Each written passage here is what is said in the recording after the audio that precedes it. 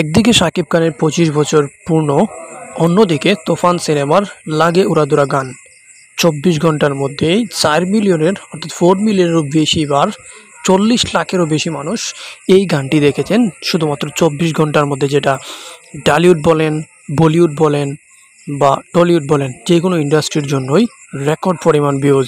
আর সেটা সম্ভব হয়েছে শুধুমাত্র শাকিব খান থাকার কারণেই।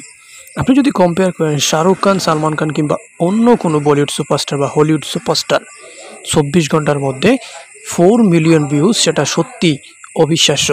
কিন্তু সেই ইম্পসিবল জিনিসটাও পসিবল করিয়ে দেখিয়েছে শুধুমাত্র শাকিব খানের ভক্তরা। তুফান সিনেমা নিয়ে শুরু থেকেই মানুষের, শাকিবের ভক্ত থেকে শুরু করে সুশীল সমাজ, সাধারণ মানুষ সবারই চাহিদা একটু বেশি। কিন্তু সেই প্রত্যাশাটা যে এত পরিমাণ, সেটা হয়তো শাকিব খান কিংবা রায়হান রাফি কেউই এক্সপেক্ট করেনি।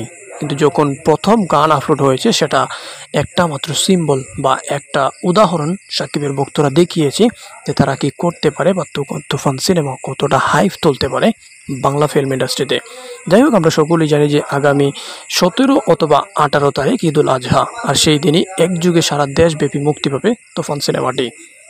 নিঃসন্দেহে বলা যায় যে প্রিয়তমার রেকর্ড ভাঙলেও ভাঙতে পারে তুফান সিনেমার মধ্য দিয়ে।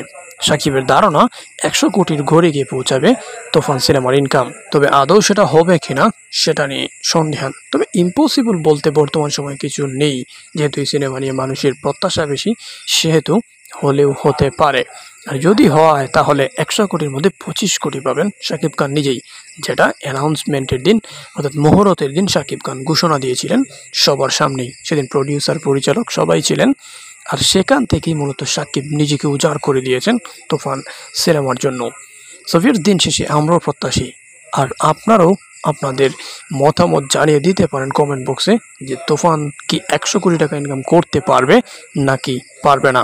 প্রিয়তমার রেকর্ড ভাঙতে পারবে কি পারবে না জানিয়ে দিন আপনার মতামত কমেন্ট করে।